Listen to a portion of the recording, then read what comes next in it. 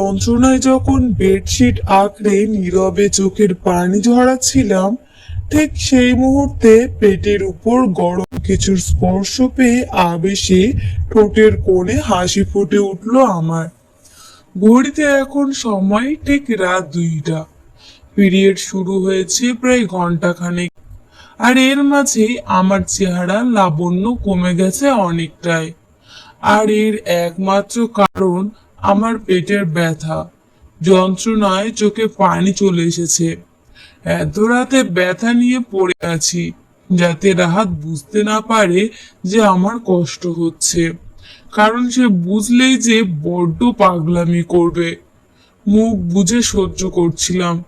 হুট করে দেখি রাহাত উঠে ওয়াশরুমে চলে গেল।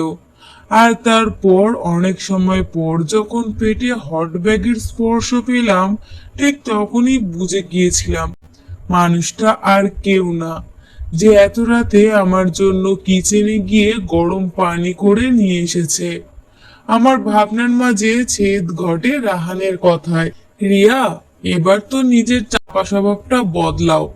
নিচের সুবিধা অসুবিধার কথা বলতে শেখো।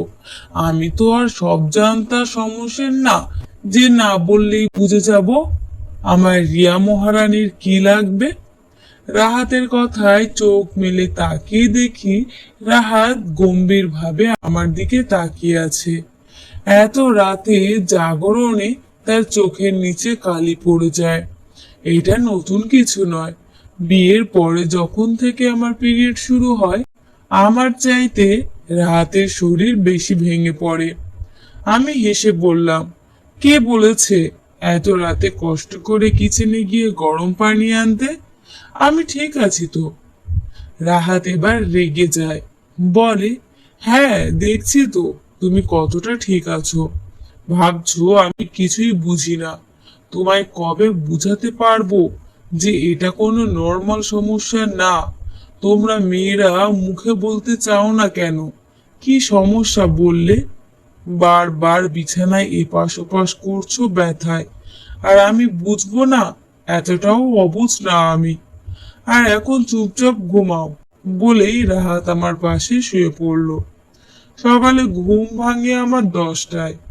অবাক কাণ্ড, আমি তো ঘড়িতে অ্যালার্ম দিয়েছিলাম 5টায়, তাহলে ঘুম ভাঙলো না কেন? ডাইনিং টেবিলে গিয়ে দেখি সকালের খাবার ঢাকনা দিয়ে ঢাকা, বোঝা হয়ে গেছে।